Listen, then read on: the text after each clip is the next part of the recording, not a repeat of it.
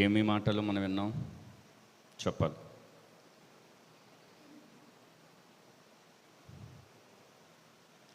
ఏ విషయం కోసం? దేవుని రాకడ.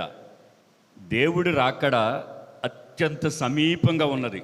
నమ్మిన వారందరూ కూడా దేవునికి స్తోత్రం, హల్లెలూయా. ఎందుకంటే ప్రభుల వారు ఒక మాట చెప్పాడు. ఏమని చెప్పాడంటే, శిష్యులు ఒకసారి ఆయన అడిగారు, నీ రాకడకు గల సూచనలు ఏంటి అని అడిగితే అప్పుడు ప్రభుల వారు ఏం చెప్పారు? అక్కడక్కడ భూకంపాలు, మోసాలు, అన్యాయాలు అంటే చాలా జరుగుతాయి అన్నారు. ఇప్పుడు జరుగుతున్నాయి లేవా? జరుగుతున్నాయి. అయితే జరుగుతున్నాయి, అది ప్రభు మాట నెరవేర్చబడుతుంది. ఆ విషయం మనం పక్కన పెడితే మన సిద్ధపాటు ఏది? మన సిద్ధపాటు అంటే మన సిద్ధపాటు ఏంటంటే అవన్నీ మనకు వినపడుతున్నప్పుడు ప్రభు మాటలు నెరవేర్చబడుతున్నాయి కాబట్టి మనం ఏం చేయాలి? వెంటనే మన ఆత్మను సిద్ధపరుచుకోవాలి. దేవునికి స్తోత్రం, హల్లెలూయా. ఎక్కడో ప్రమాదం జరుగుతుంది, అక్కడ కాలుకుంటూ కార్చిచ్చు అంటే మంట వచ్చేస్తున్నప్పుడు మనం ఏం చేస్తాం? మనం సిద్ధపాటు కలుగుతాం.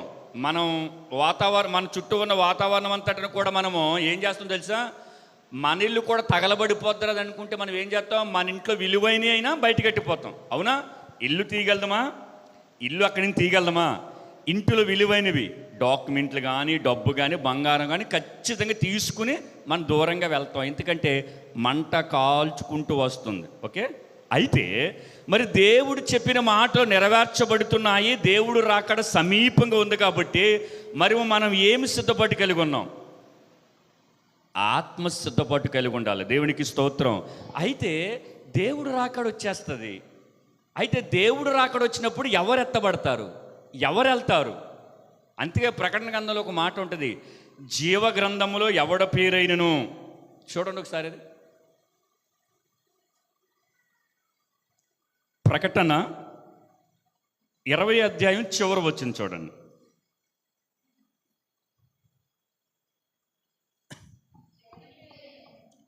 ఎవని పేరైనను జీవ గ్రంథము అందు రాయబడినట్టు కనబడని ఎడల వాడు అగ్నిగుండములో పడవేయబడును.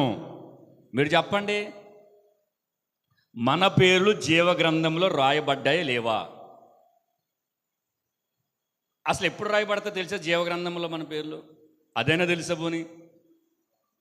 ఇప్పుడు ఎక్కడ వాక్యం చెబుతుంది, ఎవని పేరేను జీవగ్రంథమందు రాయబడనట్టు కనబడని ఎడల. అర్థమైందా? అంటే మనుష్యులుగా మనము క్రీస్తునందుండి మనం బ్రతుకుచున్నప్పుడు మన ప్రభువు నందు ఉన్నాము కదా అని అనుకుంటాం. అయితే క్రీస్తు మధ్యాకాశానికి వచ్చి సంఘం ఎత్తబడ్డ తర్వాత ఫైనల్గా తీర్పు జరుగుతుంది, అంతే కదా? అప్పుడు జీవ గ్రంథములో ఎవడ పేరైనను కనబడని ఎడలా. అసలు ఎవరి పేర్లు కనబడవు? ఎవరి పేర్లు కనబడవా? పక్క 8 వచ్చింది చూడండి, 21:8. క్రీస్తు రాకడకు నేను సిద్ధపాటు కలిగి ఉన్నాను అని సార్వత్రిక సంఘం చెబుతుంది. అయితే ఎవరు రారు, ఎవరు రెండో మరణానికి వెళ్ళిపోతారని కూడా లిస్ట్ ఉంది చూడండి. మొదటిగా పిరికివారును, అవిశ్వాసులను, అసహ్యులను, నరహంతకులను, వ్యభిచారులను, మాంత్రికులను, విగ్రహారాధకులను, అబద్ధకులందరూ అగ్నితో గంధకములతో మండు గుండములో పాలు పంపులు పొందుదురు. ఇది రెండవ మరణము. చూడండి, జీవ గ్రంథములో ఎవరి పేరులు రాయబడనట్లు కనబడలేదో వాళ్ళు ఎవరంటే పిరికోళ్ళు. ఎట్టంట అంటే నేనేం చెప్తున్నా తెలుసా? దేవుడు రాకడ వస్తుందని తెలుసు, దేవుడు రాకడ సంభవించబోతుందని తెలుసు, దేవుడు మధ్యాకాశానికి వస్తాడని తెలుసు. అవునా? ఇవన్నీ మనకు తెలుసు. కానీ ఆత్మ సిద్ధపాటు లేకపోవటం వల్ల జరిగే నష్టం ఏంటో తెలుసా? అసలు ఆత్మ శరీరము రెండిట్లకి ఎప్పుడు వైరం ఉంటుంది. ఆత్మ ఏమంటుంది మనకు తెలుసు, ఏమంటుంది? దేవుని కొరకు ఏదైనా చేయాలి, దేవుని కొరకు ధైర్యంగా మాట్లాడాలి, దేవుని కొరకు నిలబడాలి అని అంటుంది. శరీరం ఏమంటుంది చెప్పనా, నీ పక్కన నిలబడ్డాడు కదా నీకెందుకు, మీ ఇంటి వాళ్ళందరూ ప్రకటిస్తున్నారు కదా నీకెందుకు, సంఘంలో అందరూ ప్రార్థన చేస్తున్నారు కదా నీవు చేయకపోతే ఏమైనా పోతుందా అని మనల్ని మోసపరుచు ఆత్మ ఒకటి పనిచేస్తుంది తెలుసా. ఆత్మలు ఎన్ని రకాలు, కొన్ని కోట్ల రకాలు ఉన్నాయి, అవునా కదా. మోసపరుచు ఆత్మ, భ్రమపరచు దురాత్మ, అంటే క్రైస్తవులో పనిచేసి వెలుగుదూత వేషం వేసుకునేది ఒక దురాత్మ, భ్రమపరిచేది. చూడండి, మనం ఆత్మతో సిద్ధపాటు కలిగి ఉంటే గనక యేసు ప్రభుల వారి మధ్యాకాశానికి వచ్చేస్తున్నాడు అని ఎవరైతే సిద్ధపాటు కలిగి ఉంటారో మొదటగా వారిలో పిరికితనం ఉండదు. గుర్తుంచుకోండి, పిరికితనం అంటే ఏంటి? పిరికితనం అంటే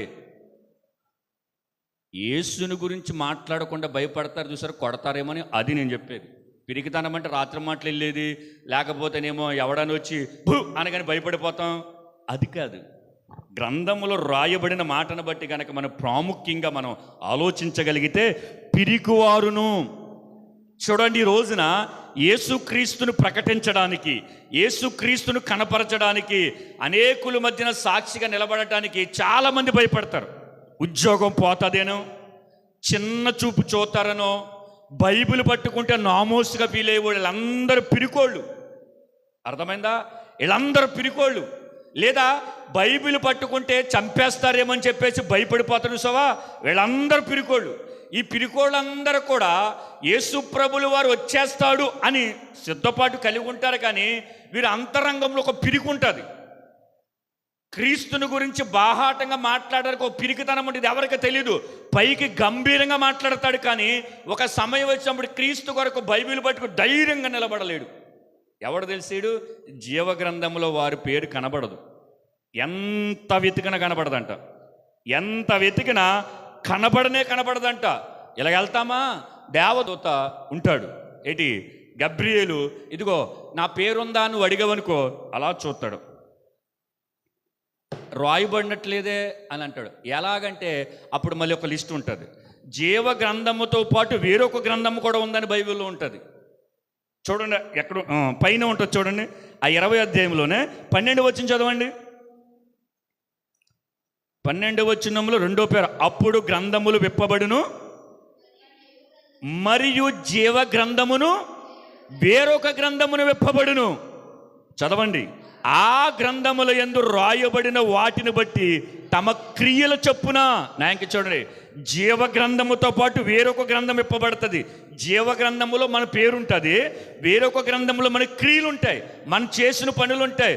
జీవ గ్రంథములు వీరి పేరు కనబడలేదు, వేరొక గ్రంథం ఇప్పబడితే వీడు పిరుకోడు, వీడు అసహ్యుడు, వీడు మాంత్రికుడు, వీడు మాంత్రిక శక్తులను ఆశ్రయించడు అని చెప్పేసి మన క్రియలను బట్టి అక్కడ ఒక గ్రంథం ఇప్పబడుతుంది. తెలుసా?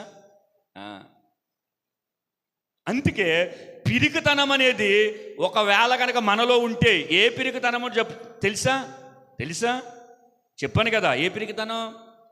యేసును గురించి నువ్వు మాట్లాడే విషయంలో గనక నువ్వు పిరికోడిగా పిరికిదానిగా ఉంటే గనక నీ పేరు ఉండదు.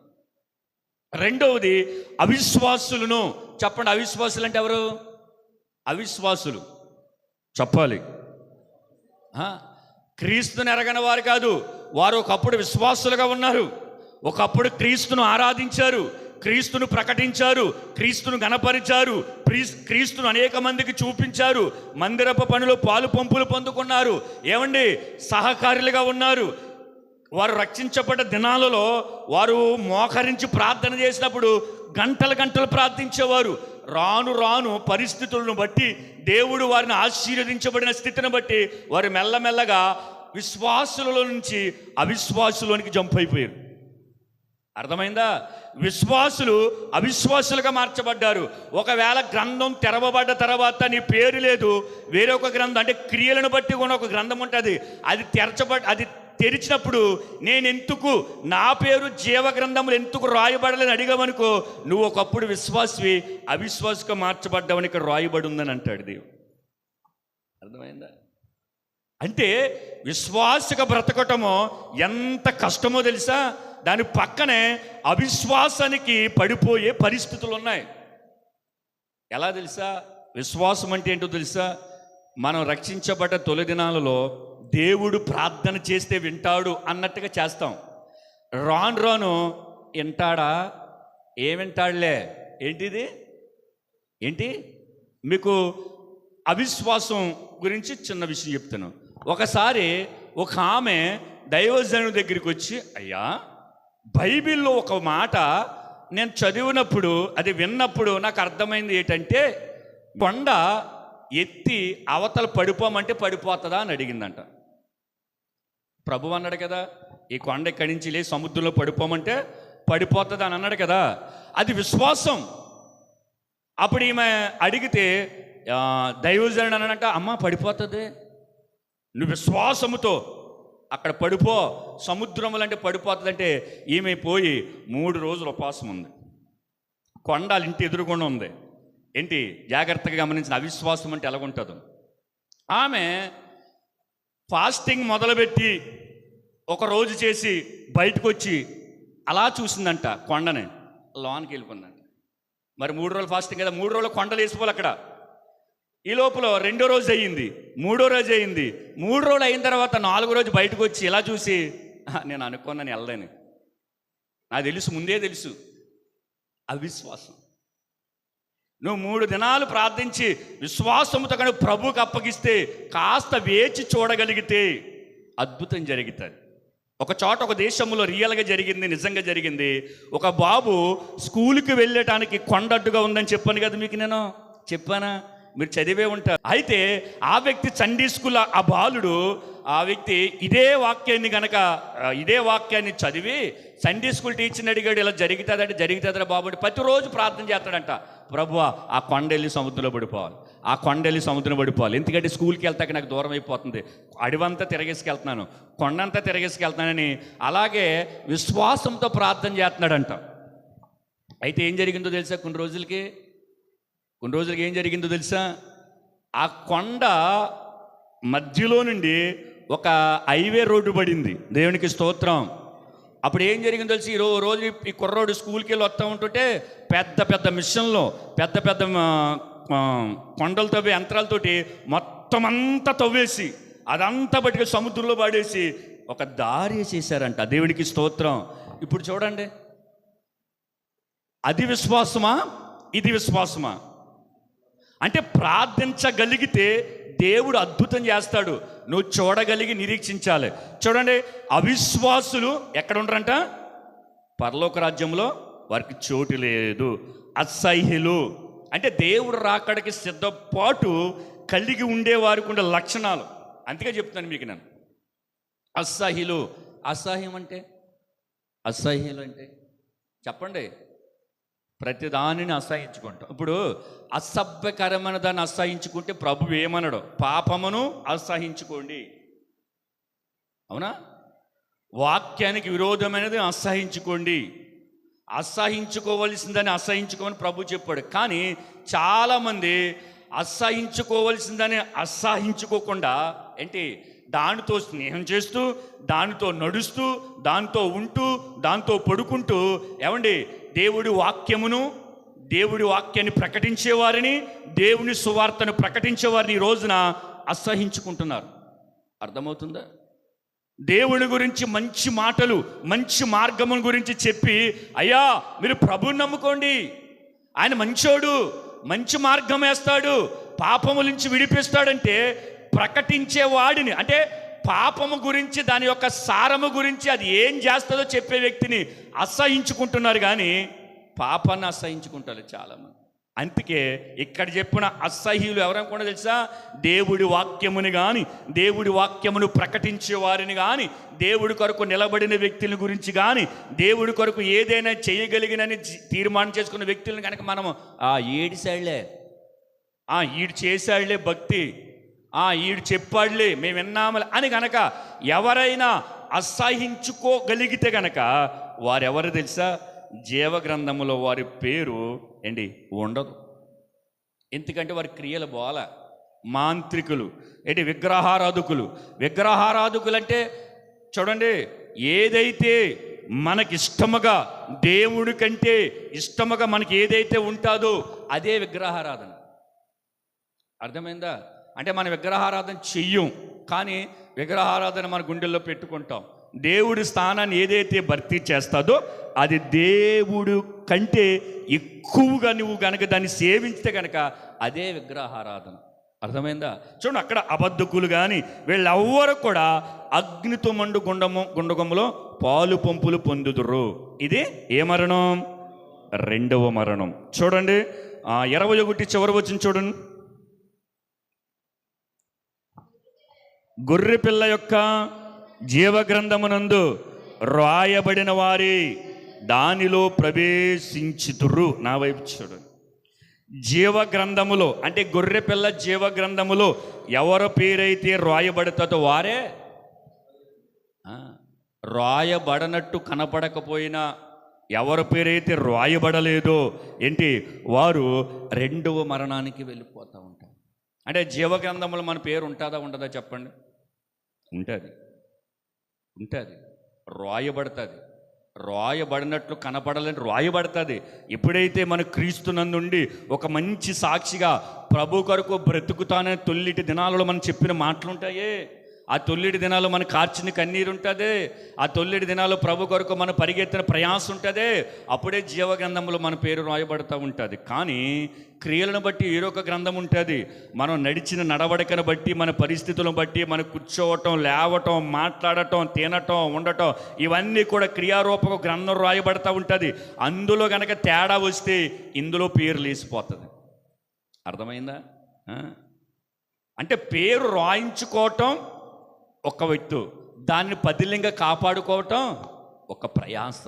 ఆధార్ కార్డులో పేరు తప్పడితేనే ఎంత తిప్పలు పడతాం మనం. ఆధార్ కార్డులో ఒక పేరు మార్చుకోవటానికి, ఒక పేరులో ఒక మెలికను మార్చుకోవటానికి ఎన్ని తిప్పలు పడతామో, ఎంతమంది దగ్గరికి వెళతామో.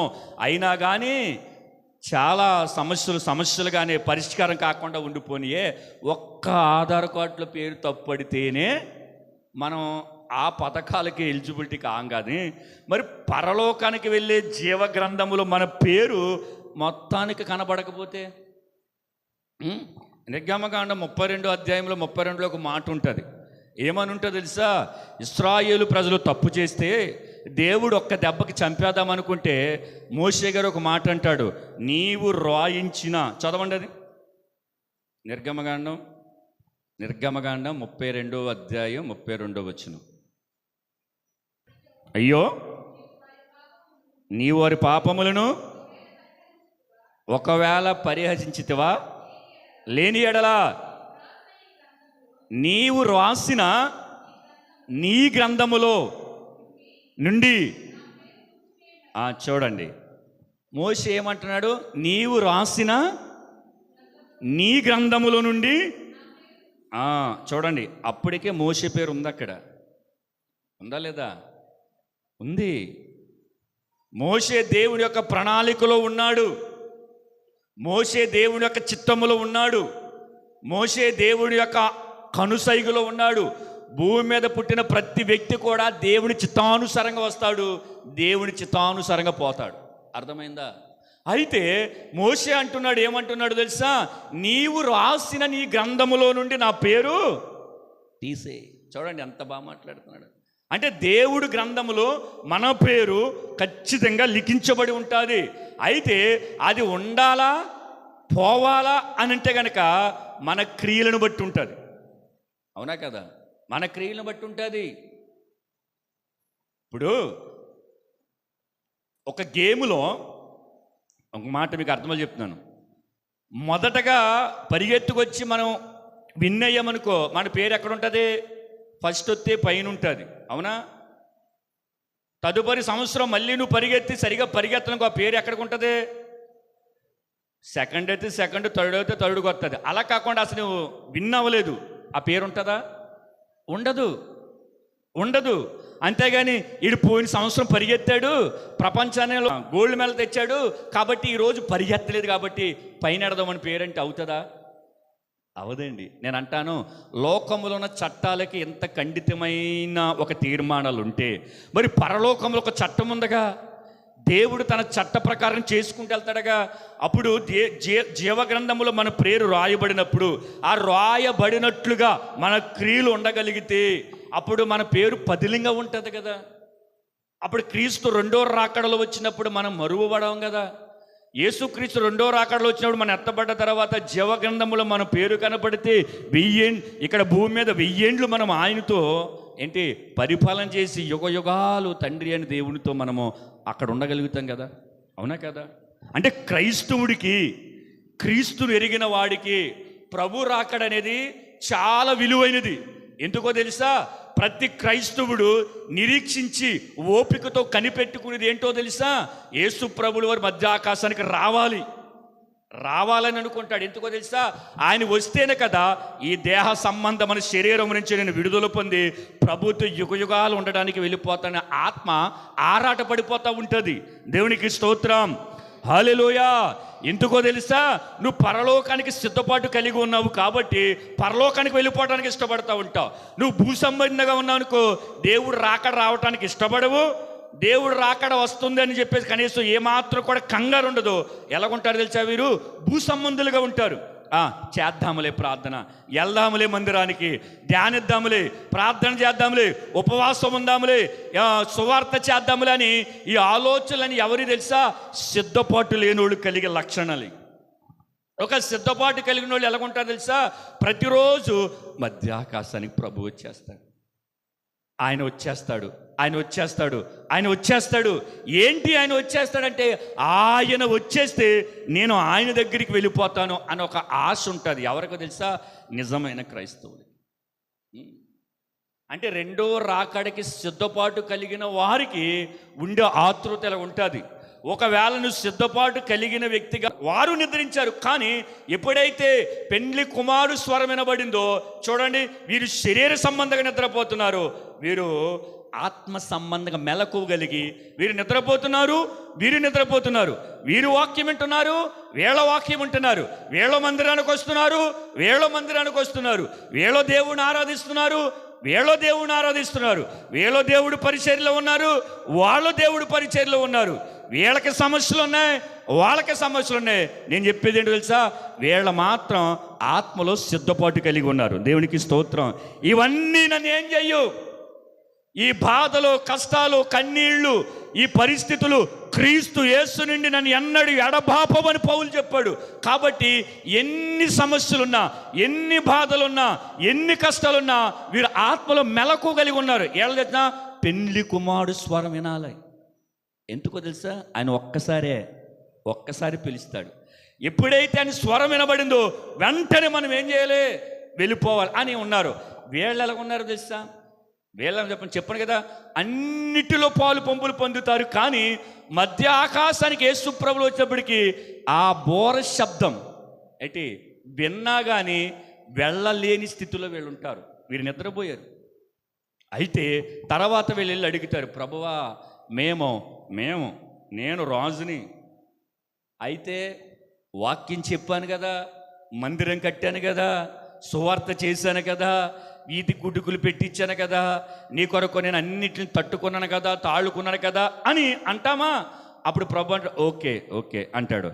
మరి ఎప్పుడైతే నా స్వరం వినబడిందో ఆత్మలో మెలకువలేవు, అందుకే ప్రభు మెలకువగలిగి ప్రార్థన చేయడి. కాబట్టి ఆయన అంటాడు, నువ్వు ఎన్ని చెప్పినా సరే నేను వచ్చే సమయానికి నువ్వు నిర్లక్ష్యంగా ఉన్నావు, సిద్ధపాటు లేదు, కాబట్టి నువ్వు ఎవడవో నాకు తెలియదని పొమ్మంటాడు. అంతే, వెళ్ళిపోతాం. ఎక్కడికే? పండ్లు కొరికే స్థలానికి వెళ్ళిపోతాం. అక్కడ పండ్లు కొరకటం అని ఉంటుంది. అవును కదా? చీకటి బిలమది. అసలు ఇప్పటికిప్పుడు మనం చచ్చిపోతే ఎక్కడికి వెళ్తాం ఒక్కసారి పరిశీలించుకోగలిగిన ఉన్న సమస్యలు ఉంటాయి. నేను కాదు, మనిషి కాటికి వెళ్ళేంత వరకు కూడా కష్టాలుంటాయి. కానీ చచ్చిపోతే మనం ఎక్కడికి వెళ్తామో అని ఒక్కసారి ఆలోచించండి. యేసు ప్రభువుల వారు నేను రావటం ఖచ్చితం, అవునా? నేను వచ్చే ముందు సూచనలు జరుగుతాయి, అవునా? జరుగుతున్నాయి లేవా? మరి జరుగుతూ ఉన్నప్పుడు సిద్ధపాటు ఏది? నా ఇల్లు, నా సంసారం, నా పిల్లలు, నా కుటుంబం, నా భోజనం, నా బట్టలు, ఇదే. కానీ ఎదుటి వారి యొక్క క్షేమాన్ని కూడా చూడమని బైబిల్లో ఉందా లేదా? ఉంది. పౌలు అంటాడు, ఎప్పటికీ మీ సొంత కార్యాలు కాదురా బాబు, ఇతర కార్యాలు కూడా చూడండి. ఒక వ్యక్తి అలాగే తన్ను తాను చూసుకున్నాడు, తన సుఖాన్ని చూసుకున్నాడు, ఎదుటి వారిని చూడలేదు. ఏంటి? నరకానికి వెళ్ళిపోయాడు, పాతాళానికి వెళ్ళిపోయాడు లేదా? ఎవరు? ధనవంతుడు, బేదలాజరు. అడుగుతాడు, అబ్రహాముని అడుగుతాడు, ఇంతకీ వ్యక్తి వ్యభిచారం చేయలేదు. ధనవంతుడు వ్యభిచారం చేశాడని బైబిల్లో ఉందా? చెప్పండి. దొంగతనం చేశాడని ఉందా? విగ్రహారాధన చేశాడని ఉందా? అసహ్యపడ్డాడని ఉందా? చూడండి, ఏమీ లేదు. అసలు ధనవంతుడు లాజరుని తిట్టినట్లు కూడా బైబిల్లో లేదు. కానీ ఇంతకు వెళ్ళిపోయాడు తెలుసా? అబ్రహాం అంటాడు, నీవు బ్రతికిన దినములు నీ సుఖమును మాత్రమే చూసుకున్నావని ఉంటుంది. చూడండి ఒకసారి, చదవండి ధనవంతుడు లాజరు గురించి. ఒక్కటే మాట అంటాడు అబ్రహాము, నా కుమారుడా, నువ్వు బ్రతికిన దినములన్నిటి కూడా నీ సుఖాన్ని చూసుకున్నావు, నీ సౌఖ్యాన్ని చూసుకున్నావు, నిన్ను నువ్వే సంరక్షించుకున్నావు. ఉందా? కనబడిందా? చదవండి. అంటే అబ్రహాం అంటాడు, తండ్రి అయిన అబ్రహామా అని అంటాడు ఈ వ్యక్తి అని తన బాధ చెబుతాడు. అప్పుడు అబ్రహాం అంటాడు, నా కుమారుడా, నువ్వు బ్రతికిన దినములన్నిటిని కూడా నువ్వు సుఖపడ్డావు. ఏంటంట? నువ్వు సుఖపడ్డావు. ఈ వ్యక్తి అయితే ఏంటి? యాతన పడ్డాడు, ఇబ్బంది పడ్డాడు.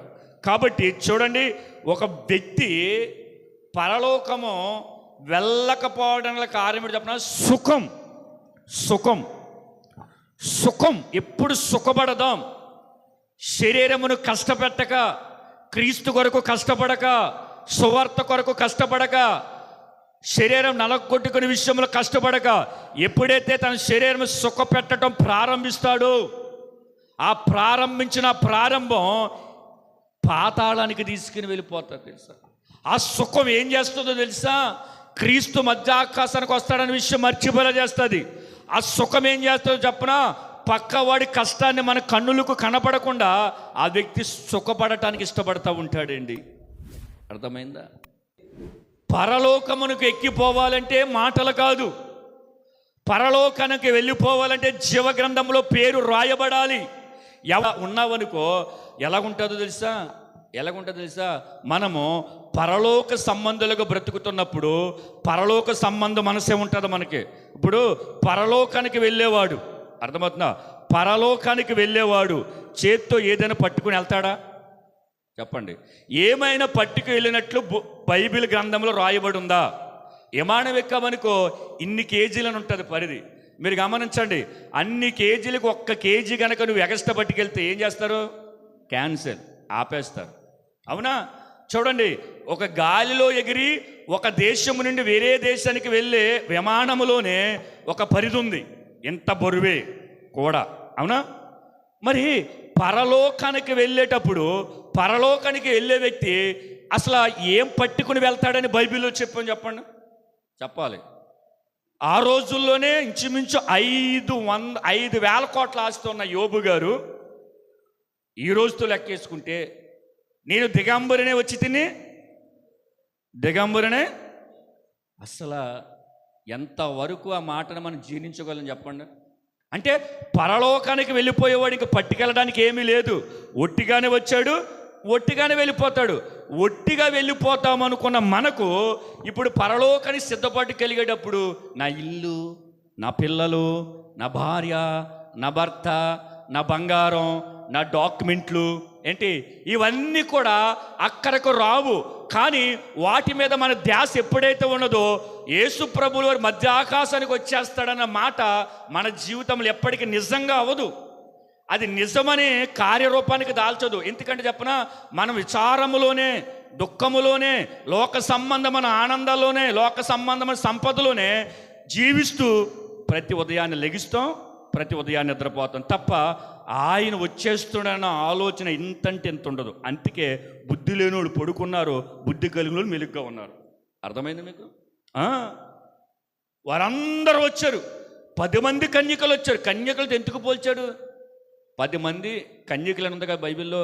అంటే దేవునికి తన బిడ్డలని కన్యక అని పోల్చుకోవడం ఎన్ని పలు విధాలుగా పలకరించుకుని అని అంత ఆనందపడతాడు తెలుసా?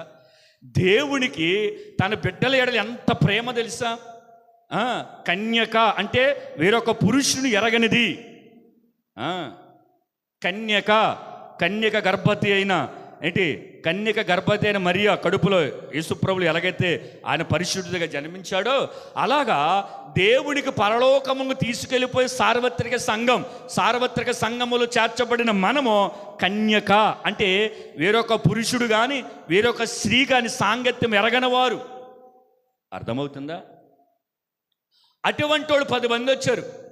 10 మంది వస్తే మీకు తెలిసినదే, 10 మంది వస్తే వారు సిద్ధపాటు కలిగే వచ్చారు, డివిటీలు పట్టుకునే వచ్చారు, బైబిల్ పట్టుకునే వచ్చారు, పరలోకముకు మేము అర్హులమని వచ్చారు.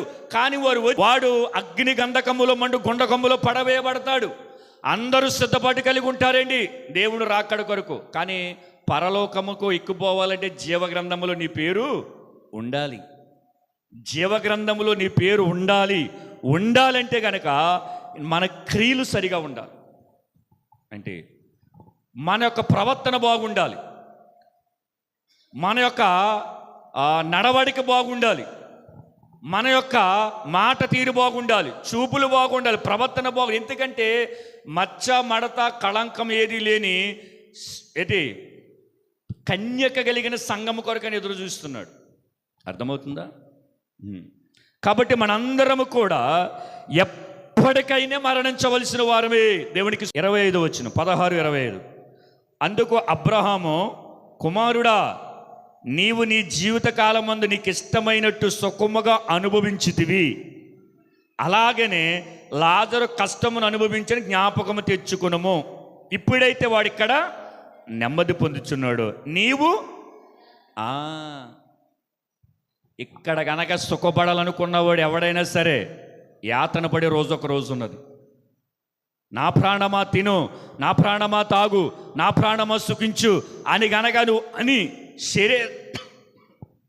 శరీరాన్ని సుఖానికి అలవాటు చేస్తే, ఉపవాసాలు లేకుండా, జాగారాలు లేకుండా, దేవుని కొరకు ప్రయాస లేకుండా, దేవుని కొరకు శరీరం నలగొట్టుకోకుండా, క్రీస్తు సువార్త ప్రకటించట కొరకు పాదాలు కిలోమీటర్ నడవకుండా చాలామంది టయానికి నిద్రపోతారు. అయ్యి బాబు టయానికి నిద్రపోవాలి. కాస్త 1 గంట లేటుగా వాక్యం చదివి మనము దేవుని కొరకు సిద్ధపాటు కలిగి ఉందామంటే టయానికి నిద్రపోవాలి, టయానికి తినేయాలి, టయానికి లెగదు. కారణం ఏంటో తెలుసా? సుఖం. నేను చెప్తాను, ఇక్కడ ధనవంతుడు పాతాళానికి అక్కడ నుండి అక్కడ నిత్య నరకాగ్నికి వెళ్ళిపోవడం కారణం ఏంటో చెప్పనా? సుఖం అనుభవించాడు. ఈ సుఖం ఏం చేస్తుందో తెలుసా? క్రీస్తు మధ్యాకాశానికి వస్తాడన్న విషయాన్ని మరుగు చేసేస్తుంది. సుఖం ఏం చేస్తుందో తెలుసా? క్రీస్తు రెండవ రకడ ఆ మాటని మన చెవులకి వినపడకుండా సుఖం కప్పేస్తుంది తెలుసా? వచ్చాడులే, వస్తాడులే, చూద్దాంలే, నేను కాకపోతే ఎవడెళ్తాడు అని చెప్తారు చాలామంది తెలుసా? నువ్వు క్రీస్తు కొరకు ఎప్పుడైనా కష్టపడ్డావా? క్రీస్తు కొరకు ప్రయాసపడ్డావా? వేకువజామున లేచి ప్రార్థించగలిగావా? కన్నీరు కార్చగలిగావా? నిద్రను చంపుకోగలిగావా? నిద్రను త్యాగం చేయగలిగావా? క్రీస్తు కొరకు దేవుడి మందిరానికి అనుకున్న సమయానికంటే ముందుగా రాగలిగారా? ఇవన్నీ లెక్కలుంటాయి. రేపొద్దున్న ఆ గ్రంథం, జీవ గ్రంథంతో పాటు ఆ గ్రంథం తెరబడ్డ తర్వాత 10ంటికి ప్రార్థన, 10:10కి వచ్చాడని దోత చెప్పిందనుకో, గంటే పక్కకే, గంటే పక్క గంటే అన్నామనుకో, నిర్లక్ష్యం.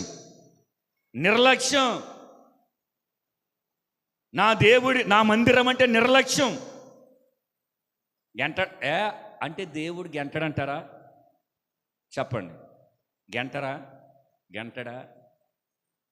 10 గంటలకి ఎంసెట్ ఎగ్జామ్ అంటే 1 నిమిషం కూడా లేట్ అయినా కానీ లోనికి వెళ్ళినవారు, ఎంత కలెక్టర్ రికమెండేషన్ చేసిన, అవునా కదా?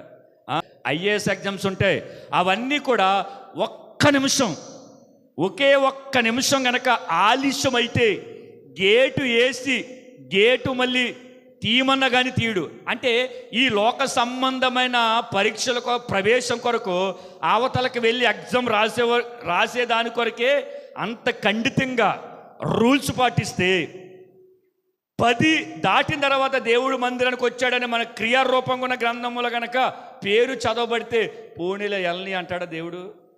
అంటాడా? అన్నాడు. సంఘ క్రమం ఒకటి ఉంటుంది, ఆ సమయానికి ప్రార్థన ఉంటుంది, ఆ సమయానికి ముందే ఓ పావు గంట ఒక 20 నిమిషాల ముందు దేవుడి సన్నిధికి వస్తే సార్వత్రిక సంఘానికి ఏదైనా నష్టమా? ఎవరేమని అని అంటారా? చెప్పండి.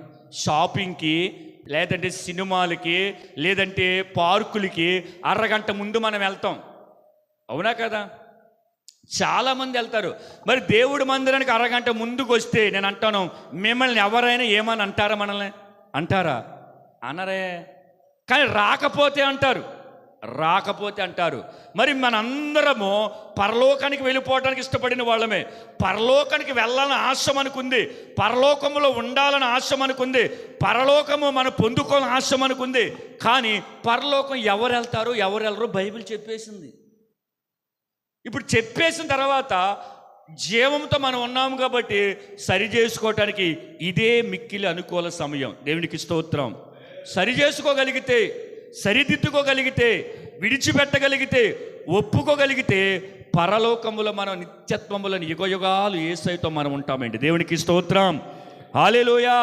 మధ్యాకాశానికి వచ్చిన తర్వాత, సంఘం ఎత్తబడ్డ తర్వాత విడవబడిన వారు రొమ్ము కొట్టుకుంటూ ప్రలాపిస్తారంట.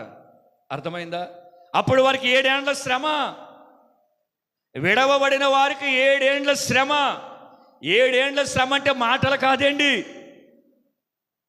7 ఏండ్ల శ్రమ అంటే మాటలు కాదు. ఇప్పుడు మనకి ఏదైనా శ్రమ వస్తే, అవమానం వస్తే, నిందొస్తే నేను భరించలేకపోతున్న మాట మీరు చాలాసార్లు అనే ఉంటారు. అది మీ శక్తికి మించిన శ్రమ కాబట్టి మీరు అలాగ అన్నారు. కానీ 7 ఏండ్లలో వచ్చే శ్రమలు, మొదట 3.5 సంవత్సరములు వచ్చే శ్రమల కంటే ఆ చివరి 3.5 వచ్చే సంవత్సరం మహాశ్రమలయ్యి, ఆ శ్రమలకు ఎవడు తాలుకోలేడు, ఎవడు తట్టుకోలేడు, ఎవడు భరించలేడు. అటువంటి శ్రమలలో నుండి మనం తప్పించబడాలి అంటే గనక మనం ఎలాగుండాలో తెలుసా? సిద్ధపాటు కలిగిన వారిగా విన్న వాక్యములను బట్టి మనల్ని మనం సరి చేసుకుని, చదివిన వాక్యమును బట్టి మనల్ని మనం సరి చేసుకుని, ప్రతికూల పరిస్థితులు మనకి ఎదురవుతున్నప్పుడు అనుకూలపరుచుకుని, దేవుడి మందిరానికి వెళ్ళాలనుకున్నప్పుడు ప్రతికూల పరిస్థితులు వచ్చినప్పుడు మనం అనుకూలపరుచుకుని వెళ్ళి దేవుని ఆరాధన చేయగలిగి మనం రాగలిగితే, సుఖాన్ని అన్నడు కూడా క్రైస్తవుడు గనక జత చేసుకుంటే, అర్థమవుతుందా? సుఖాన్ని గనక జత చేసుకుంటే, తినవలసిన దానికంటే ఎక్కువ తిన్నా, పడుకోవలసిన దానికంటే ఎక్కువ పడుకున్నా, ఆనందించవలసిన దానికంటే ఎక్కువ ఆనందాన్ని కోరుకున్నా, ఖర్చు పెట్టవలసిన దానికంటే ఎక్కువ ఖర్చు పెట్టినా, ఇవన్నీ సుఖాలకు సూచనలు. జీవితంలో కూడా మనం చేయవలసింది ఎప్పుడు కూడా చూడండి, కడుపు నిండా తిన్నవాడు ఇదే మర్చిపోతాడంటే బైబిల్ చెప్తుంది. కడుపు నిండిన వాడు తేనె బొట్టు కూడా వాడికి ఎలా ఉంటుందంట. నేను అంటానే, క్రైస్తవులుగా క్రీస్తును కలిగి మనం ఎన్నడూ మెలకువగలిగి మనం ప్రభు రాకడకు సిద్ధపాటు కలిగి ఉండాలంటే మొదట మనకి శత్రువుగా ఈ శరీరం అడ్డు. ఈ శరీరాన్ని అణిచివేయాలంటే చూడండి, ఎంతో కొంత వెళుతుండాలి. ఎప్పుడు భోజనం చేసినా ఏంటి, కడుపు నిండా కాదు, కడుపు కాస్త వెళుతుండాలి.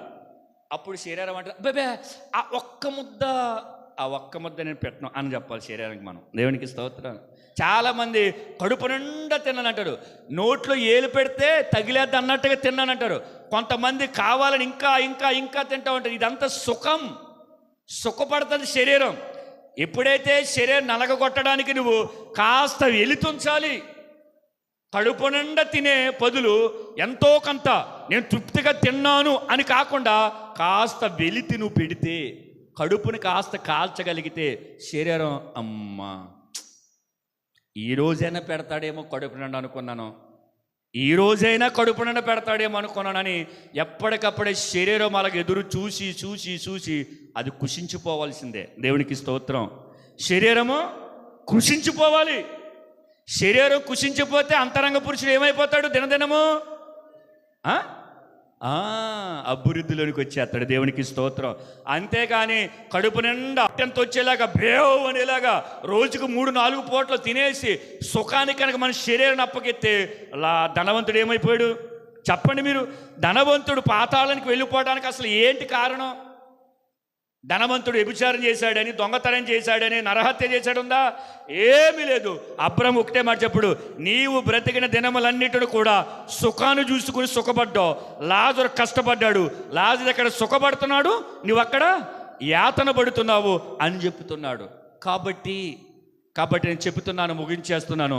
మనకు చెప్పబడిన వాక్యములో క్రీస్తు రాకడ సమీపంగా ఉన్నది. కాబట్టి పౌలు అంటాడు, ఆ రాకడ గురించి మీకు తెలియగుండుట నాకు ఇష్టము లేదు. చనిపోయిన వారి గురించి దుఃఖపడకండి, మీరు ఆ విషయం మీకు తెలియకుండా నాకు ఇష్టం లేదు. కాబట్టి ఆయన మధ్య ఆకాశానికి వస్తాడు. కాబట్టి మీరు అందరూ ఎలా ఉండాలంట? సిద్ధపాటు కలిగి ఉండాలి. 100 మంది ఉంటేనే, 10 మంది ఉంటేనే, 20 మంది ఉంటేనే, లేకపోతే 5 మంది ఉంటేనే, లేకపోతే మా సంఘములో జనము లేరు, అది ఏ సిద్ధపాటు ఉంటుందంటే సమూహంతో కాదు. ఇది వ్యక్తిని కట్టడానికి వచ్చాడు యేసుప్రభు లోకానికి. దేవునికి స్తోత్రం. పాపిని వెతకి రక్షించాడు ఆయన. అర్థమైందా? చెట్టు మీద ఉన్నవాడిని వెతికాడు, బావి దగ్గర ఉన్న ఆవిడిని వెతికాడు, అంజూరపు చెట్టుకున్న నతానేయులను వెతికాడు, చేపలు పట్టుకున్న శిష్యులను వెతికాడు. ఆయన వ్యక్తిని వెతికి రక్షించాడు. దేవునికి స్తోత్రం. కాబట్టి మనం ఏం చేయాలి తెలుసా? మొదట మన శరీరాన్ని ఆస్వాదముగా చేసుకోక ఈ శరీరాన్ని నలగగొట్టాలి.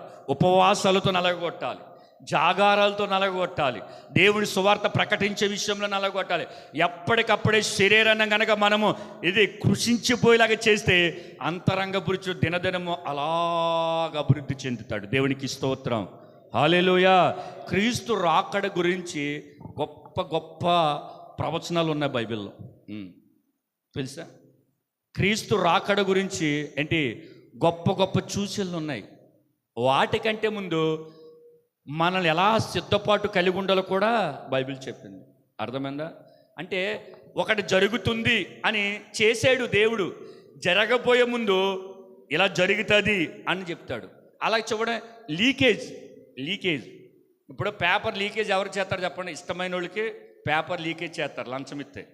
అలా యేసు ప్రభులు వారు మనం ఇష్టమానికి, అవునా, ఆయన ప్రజలానికి ఇష్టమైన వాళ్ళు కాబట్టి ఆయన రాకడ విషయాలు చెప్పి ఇదిగో ఇలా ఉండండి అని కొన్ని గుర్తులు చెప్పాడు మనకైనా, కొన్ని విషయాలు చెప్పాడు. దాని ప్రకారంగా మనం నడవగలిగి జీవించగలిగి తీర్మానం చేసుకుని కనుక అలాగ మధ్యాకాశాన్ని చూడగలిగితే ఏంటి మనం రెప్పపాటున మనం వెళ్ళిపోతాం. ఎప్పుడైనా సరే మీరు ఆకాశం వైపు చూసి అలాగా అయ్యా ఆ మధ్యాకాశానికి నువ్వు ఏదో ఒక రోజు వచ్చేస్తావు ఎప్పుడైనా మీరు అనుకున్నారా? ఎప్పుడైనా ఆకాశం వైపు చూసి అది నువ్వు వచ్చే స్థలమయ్యా, అది నువ్వు వచ్చే ప్రదేశం, మేము అక్కడ వారు కాదు ఎప్పుడైనా అనుకున్నారా? మన అన్ని ఎప్పుడు నేల చూపులే. ఎందుకని చెప్పని ఏమి తిందామా ఏమి తాగుదామా అని. కాబట్టి దేవుడి చిత్తమైతే రాకడ యొక్క మెసేజ్ల గురించి మనం మన మందిరంలో ధ్యానించుకుందాం ఏంటి అని మనము కట్టుకుని మన జీవితాన్ని ముందుకు తీసుకోగలిగితే గనక పరిశుద్ధాత్మ దేవుడు మనల్ని అన్నడు విడిచిపెట్టాడు, మధ్యాకాశానికి తీసుకుని వెళ్తాడు. ఈయన మాటలు దేవుడు మన వెనుకడలో దీవించి ఆశీర్వదించును గాక.